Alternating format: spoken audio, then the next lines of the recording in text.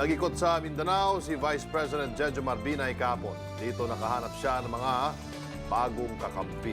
Sila ang pamilya Ampatuan na halos walang kalaban sa mga tinatakbuhang posisyon. Umaaksyon si Mon Gualvez. Mainit na sinalubong ng kanyang mga kaalyado sa Maguindanao si Vice President Jejomar Binay. Sinuklian naman ito ng Vice Presidente sa pag-endorso sa mga pambato ng United Nationalist Alliance sa probinsya. Kabilang sa mga tumanggap ng basbas ni Binay ang 2 miyembro ng pamilya Ampatuan na tumatakbo sa pagka-mayor. Sa 4 na kumakandidato sa pagka-alkalde dito sa bayan ng Sharif Agwak sa Maguindanao, 3 ang galing sa pamilya Ampatuan. Bagay na pagpapakita raw na suportado pa rin ng maraming residente ang pamilyang nasangkot sa malagim na Maguindanao Massacre. Sa tala ng COMELEC, aabot sa 4 na po ang Ampatuan na tumatakbo ngayon sa probinsya. Pakiusap ng pamilya sa publiko, huwag itong basta husgahan dahil lang sa Maguindanao Massacre.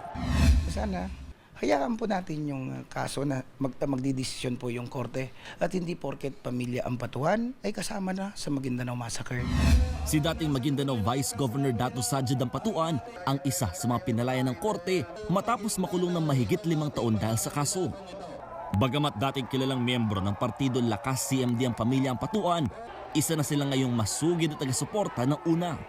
Ang partido po ng una, ang kauna-unahang partido na hindi po kami pinabayaan, na tinanggap po kami ng taus-puso.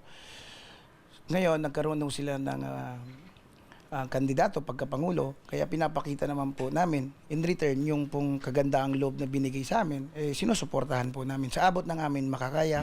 Wala naman kami nakikita sigurong masama doon, lalong-lalo na kung ang pag-uusapan natin ay yung qualifications ng isang kandidato. Hindi rin tutol sa kandidatura ng mga Ampatuan si Maguindanao Governor Toto Mangudadato. Ilatag lang kung ano yung programa. Ang akin naman, kahit na anong ataking ginagawa nila sa akin, never ako mga atake. Sasagutin ko lang kung ano yung mga ano nila. Yun lang naman gusto ko mapayapa. At matured na rin ang mga botante namin. Kahapon, pinaputukan ng convoy ni Mangudadato habang mapunta sa isang eskwelahan sa bayan ng Dato sa Libo. Before kami naabot dun sa area na yon, naputukan muna yung mga boat na kasama namin. Wala namang nasaktan sa insidente. Posibleng BIFF raw ang nasa likod ng pamamaril. Mula rito sa Maguindanao, umaaksyon bilang Pilipino, Mon Gualvez, News 5. Be sure to come back. Use 5 everywhere. Copyright 2016.